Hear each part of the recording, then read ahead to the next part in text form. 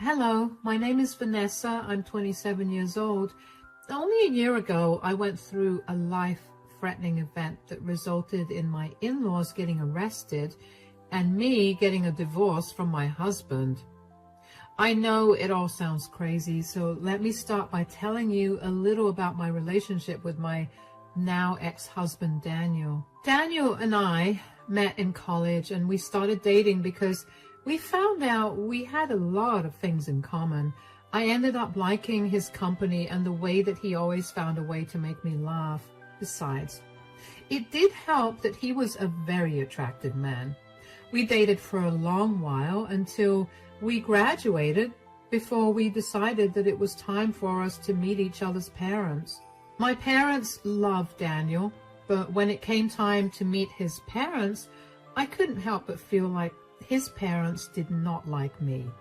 They were cold towards me, and for some reason his father Dominic kept throwing insults my way. They went unnoticed because Daniel's mother, Melanie, would laugh it off as a joke, and then Daniel would follow along. I was pretty uncomfortable the entire time, and I was beyond glad when it was time for us to leave. After our first meeting, Daniel asked me how I liked his parents. So, how did you like my parents? Well, I think they're pretty cool, but what happened? Did you not like them or something? No, but I think that they don't like me. Why in the world would you think that?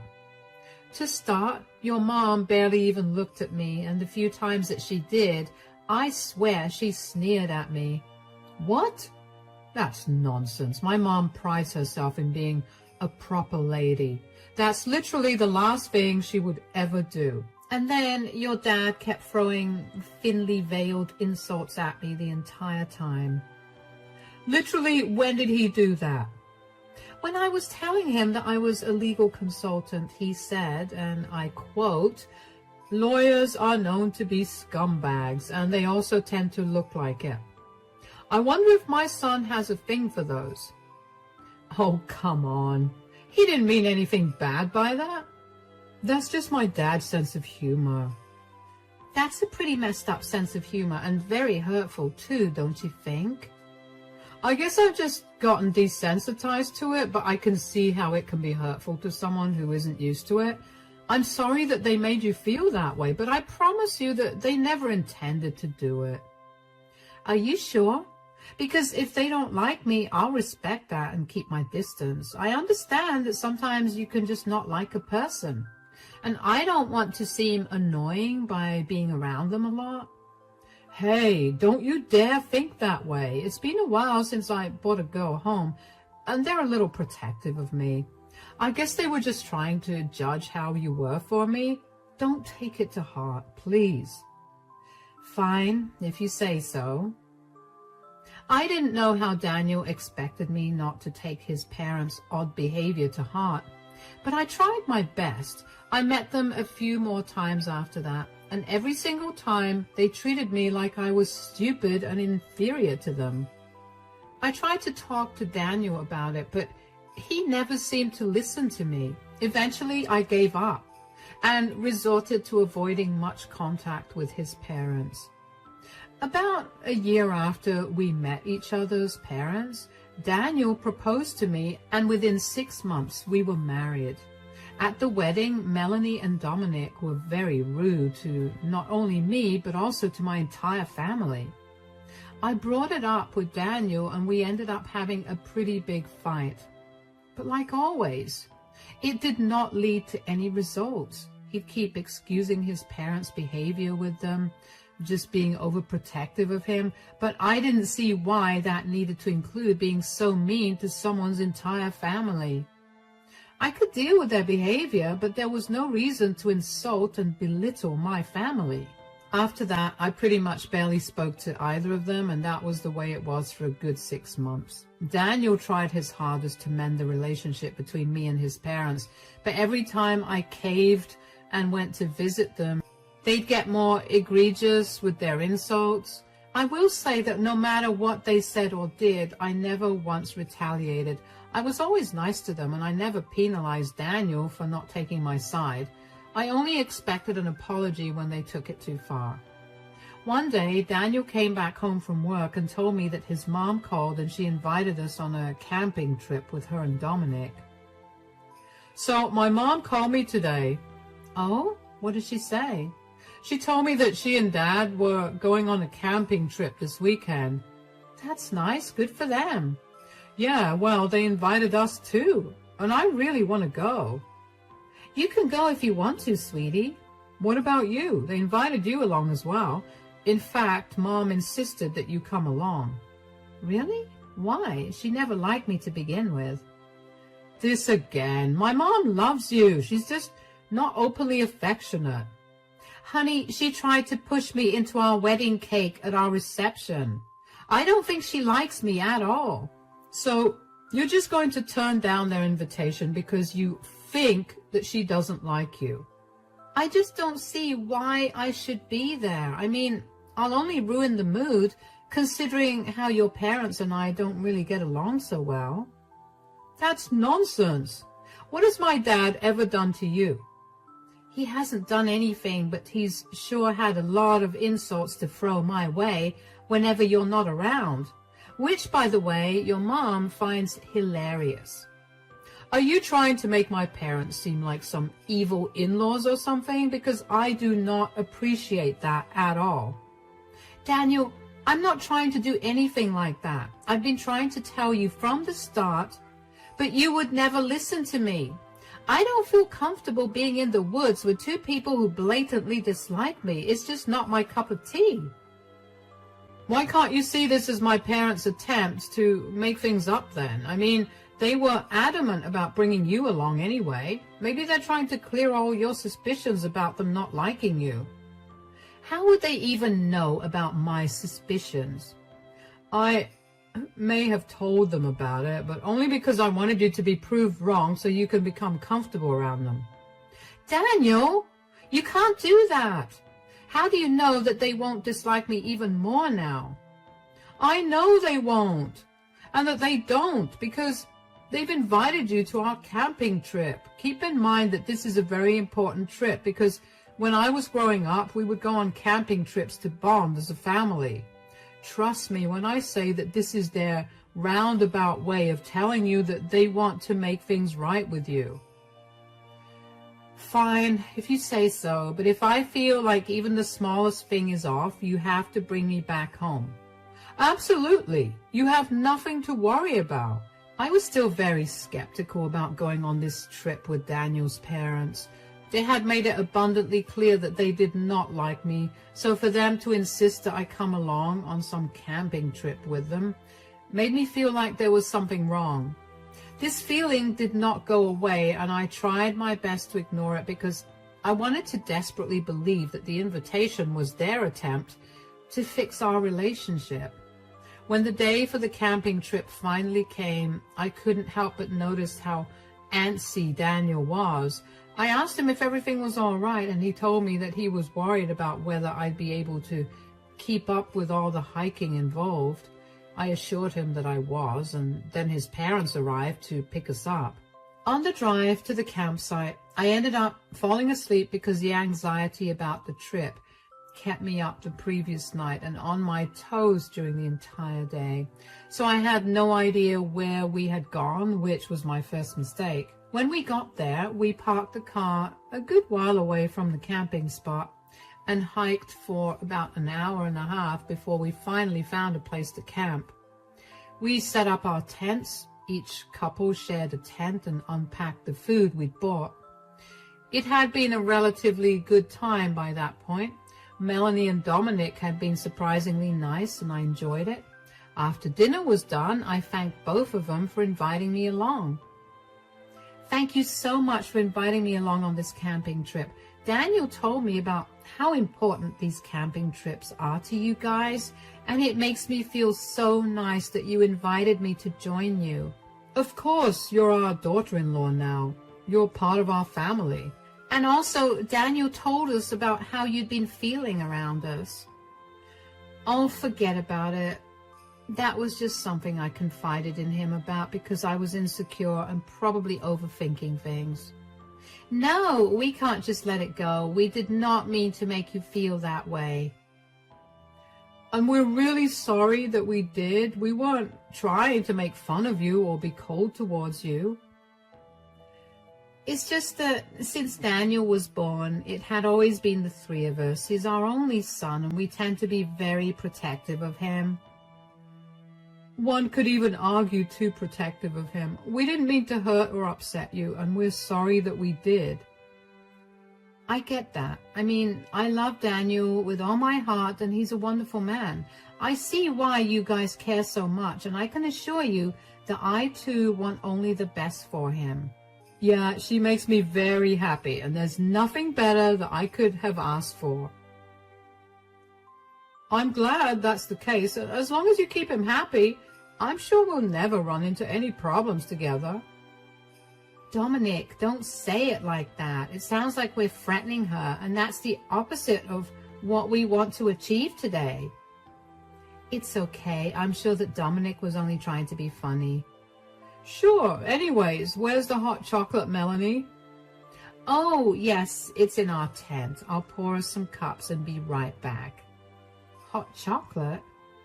Oh, yeah, my mom makes a mean hot chocolate. I swear she must put some magic in it because no hot chocolate has ever tasted as good as hers.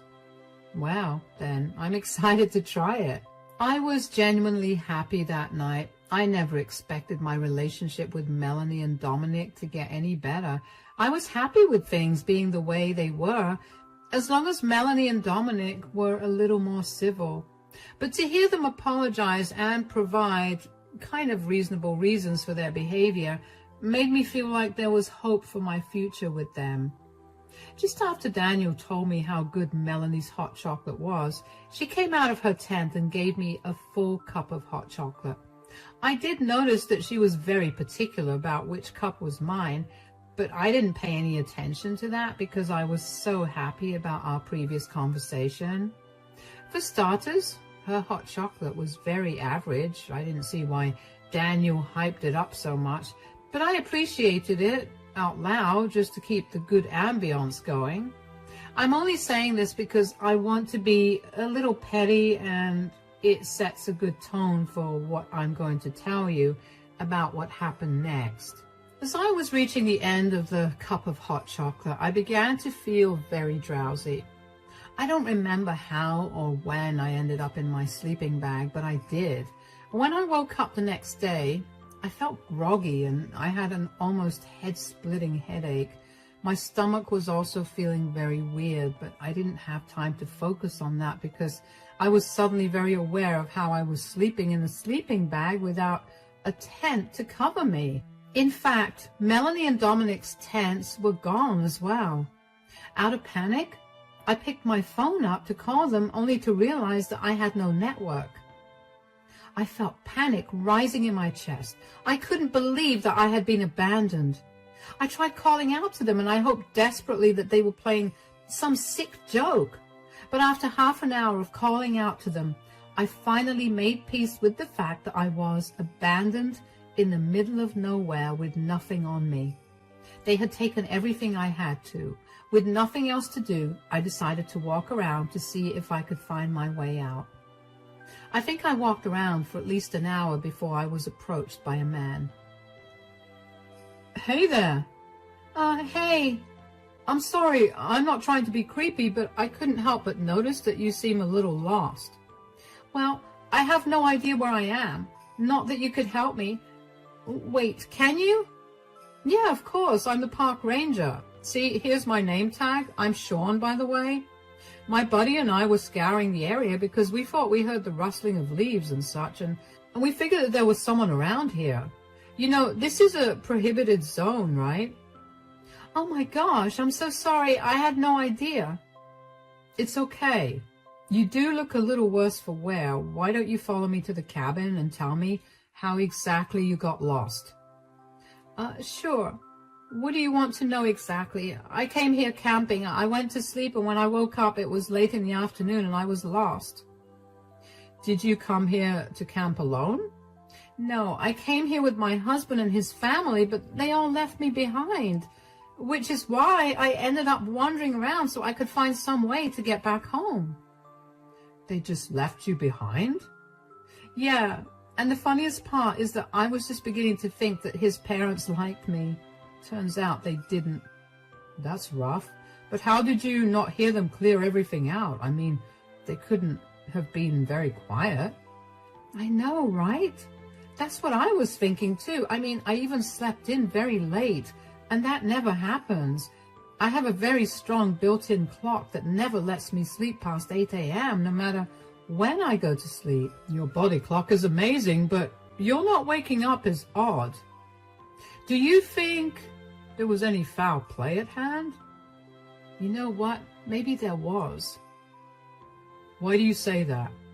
Well, last night I had my mother-in-law's famous hot chocolate, which after I finished drinking, I began to feel really drowsy. At the time, I just thought that I was very tired from the hike, but now I don't think that was it. Okay, I'm sure there was some foul play here. Anyway, we're at the cabin. I'll call our main office to get you a ride there, and then we can figure out how to deal with your situation. Thank you so much for helping me. Of course, that's my job here. I was so grateful for Sean. I mean, if he hadn't found me, I don't know what would have become of me. I will admit that I was slightly terrified when he approached me. I mean, think of all the horror films you've watched. Nothing good has ever come out of a man approaching a lady in the woods. Not to mention, Sean wasn't wearing any uniform, so I was even more terrified. But one look at his badge and I felt better. It took us a while to get to the cabin. After we got to the cabin, Sean called for a vehicle to take me out of the dense wood. While we waited for the car to arrive, Sean asked me a few more questions about what had happened. I told him everything as I remembered it. Sean asked me if I wanted to get the police involved in what happened. He told me that he had a few friends at the police station in our district, and he could help me out if I wanted to. At first I was tempted to tell him no out of pure alarm, but then the more I thought about it, the more I realized that it would be best if I did at least get some revenge on Daniel, Melanie, and Dominic.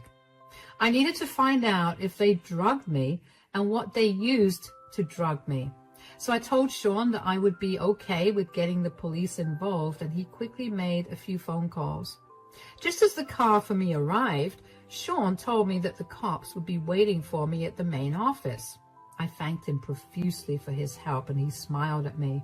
When I got to the main office, at least 6 cops were waiting for me there. One of them rushed up to me and asked me if I'd be comfortable giving my blood to run some tests on it, and then going down to the police station. I consented to it and followed whatever they wanted me to do. Over the next few hours, I spent a lot of time detailing the events of the camping trip to the officers, and then waiting for the blood test reports. As soon as I got some signal on my phone was flooded with messages about money being withdrawn from my account. Now, I didn't have anything on me, so I knew that either Melanie, Dominic, or Daniel was stealing from me. I immediately told the officers about this, and they looked into it. After a little digging, they figured that the withdrawal was made at the ATM near Melanie's place. By this point, I was practically shooting steam from my ears because of how angry I was. I couldn't believe the audacity of that family. I couldn't wait for them to be put in their places. When the reports finally came, I was told that I had been administered a near-lethal amount of sleeping pills. My heart started racing when I heard that. I couldn't believe that I was even alive, and that Melanie and Dominic would go so far as to show me how much they hated me. The officers told me that all 3 of them would be charged with drugging and robbery if I wanted to press charges, and you can bet that was what I wanted to do. The officers asked me if I would like to ride along with them, and of course I wanted to. I wanted to be there to see the shock on their faces when they saw how their actions caught up to them. After the officers got a warrant for the arrest of Melanie, Dominic, and Daniel, and a warrant to search their house, we were off. When we finally got there, I walked up to the door and knocked on it. Keep in mind, by this point, it's well past 9 p.m. and not once did I hear anything from the three of them. Melanie opened the door and looked shocked to see me with 6 cops standing behind me. "Oh, hey, Vanessa, where have you been? We've been worried sick." "Save it, Melanie. You guys tried to drug me and rob me." "That's not true." "Oh, really? Then why did I wake up all alone in the forest with nothing on me except my phone, which I had thankfully kept in my pocket, and you lot didn't seem to check?" "What? What are you talking about? We tried to wake you up when we were going on a hike in the morning, and you insisted that we go alone. You told us that you'd meet us back home." "Are you seriously lying to my face right now?" "I'm not. And this is a family matter. Why did you involve the cops in this?" "I had to because I had been drugged and left alone in the woods. Besides, they're here to arrest you guys." "Arrest us? Why in the world?" "Officers? She's always been very unstable, and she's been prone to making up lies to suit her narratives. We've been nothing but kind to her, and she's always tried to pick on us for it." "That's a load of lies, and you know it." "How can you even prove that we drugged and robbed you? This is unconstitutional." "Right here. I have my blood reports which show that I had a near lethal amount of sleeping pills in my system." "You could have taken them yourself. How can you prove that we did it?" "Daniel knows that I don't have any sleeping pills because they mess me up badly, and I feel groggy and restless for the rest of the day. There has never been a time in our entire relationship where I've taken sleeping pills." "So? They could have been Daniel's pills that you stole. You don't like nature, and maybe you were trying to fall asleep quicker." "I know for a fact that Daniel didn't carry them because I packed our bags for the trip, and he had been home all day, so he could not have gone out and bought them either. So that just leaves you, Melanie, and you, Dominic." "We did not do that." "As for the robbery, once I managed to get the network on my phone, I got a ton of messages telling me that so-and-so amount of money has been debited from my account. A quick look at where this money had been withdrawn shows me the ATM just a block away from your house." "That's circumstantial. You have no way to prove that we did any of that. You just hate us, and you want us to not be a part of Daniel's lives." "Do I want that, or are you projecting onto me what you wanted to do with me? Anyway, everything I just said will be proven now. The police have a warrant to search the house and your car. Move aside and let them do their jobs." Dominic tried to protest but was quickly detained by an officer. A quick search of Melanie and Dominic's bedroom, and the cops found an almost empty bottle of sleeping pills and a receipt showing its purchase only the day before. I don't know about you, but that's pretty incriminating evidence. And aside from that, a huge wad of cash was found in Melanie's cupboard, the exact amount that got withdrawn from my account earlier that day. The three of them were quickly handcuffed and put into the squad car. Another small victory for me was that Melanie and Dominic's yelling drew the attention of a few of their neighbors, who all came outside and witnessed the three of them getting arrested and put into the police squad cars. I was glad that their good reputation around the neighborhood was going to go to the trash. Thankfully, all of my things were in their house, so I had my keys and wallet safely in my possession pretty quickly.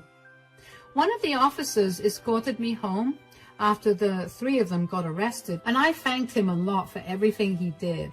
When I opened the door to my home, I finally felt all the emotions that I had held myself back from feeling. I pretty much broke down as all the stress and hurt crashed down on me. I couldn't think of a single thing I did to any of them for them to have treated me that way, especially Daniel. My answers did come to me, but only after months of courtroom visits for the trial of Melanie and Dominic. What about Daniel? Well, he turned on his parents and said that he was coerced into doing it.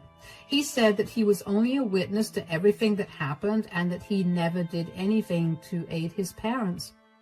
There was no evidence to prove otherwise, so Daniel only got a few hours of community to complete. During this entire time, I filed for a divorce from Daniel. Right after he got let go by the police, he decided that the first thing he needed to do was come visit me. I saw that he was standing at my door through the security camera and debated opening the door to him. I got too curious, so I ended up opening the door. "Hi, Vanessa. What do you want?" "Look, I just wanted to apologize for everything that my parents did to you. I realize now that you were right about them not liking you. I should have listened to you, and I'm sorry that I didn't." "Your apology means nothing to me right now, and don't act like you weren't a part of their entire scheme." "I wasn't. They forced me to go along with them." "How did they do that? Did they tie you up and take you hostage? Did they drug you too? Did they blackmail you?" "No, they just told me to follow along without asking any questions." "Why did you think it would be a good idea to come here and apologize to me? You clearly didn't care about me. I was gone for almost an entire day, and not once did you try to find me." "Just because I didn't try to find you doesn't mean I wasn't worried sick." "Right, because being worried sick would have saved me if I had been harmed or hurt. Thank you, Daniel, for taking such good care of me." "I know that I hurt you deeply and that I've definitely hurt our relationship, but if you could just give me a chance to prove—" "Chance? Ha!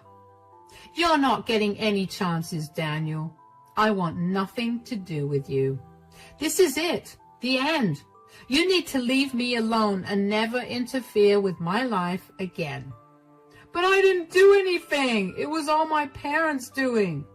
"Yeah, you didn't do anything, but that's exactly the problem, isn't it? You just stood by and watched as your parents almost killed me and robbed me.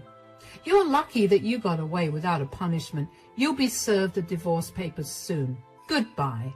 I slammed the door in Daniel's face and couldn't help the large smile that bloomed across my face. I had finally won, and I managed to get a hold of my life again. I didn't have to worry about whether I was overthinking things again and if I was going crazy. A few weeks after Daniel's hearing was done, Melanie and Dominic's hearings took place. They pleaded guilty to all their charges and were sentenced to 10 years in jail for it. They were also ordered to reimburse me for all the emotional damage that they had inflicted on me. Let me tell you, nothing was more satisfying than seeing the two of them listening to the sentences for their crimes with their heads held low. The once proud and egoistic people were finally brought down to earth thanks to their actions. I was only lucky that day that I happened to run into Sean, who, by the way, has become a good friend now, although I think it's safe to say that I'm done with camping now. As for Daniel and my divorce, thankfully Daniel didn't make it a hassle. It went off pretty smoothly and we divided all our assets equally. Daniel did try to apologize to me again, and when he realized that it was not working, he got angry and blamed me for everything wrong that happened in his life. He said that his parents were right for trying to kill and rob me. All I could think of when I heard him say that was, wow, I dodged a bullet. It's been really good for me right now. I'm finally breathing easier, and I feel like I'm in control of things again. If there's one thing I've learned through this entire experience, it's to never ignore your intuition. If I had just listened to it when I thought of how odd it was when Daniel's parents insisted I come camping with them, I would not have gone through something life-threatening. I'm lucky that things worked out well for me, though, and it could not have happened without the help of some very nice people that fate happened to put in my way.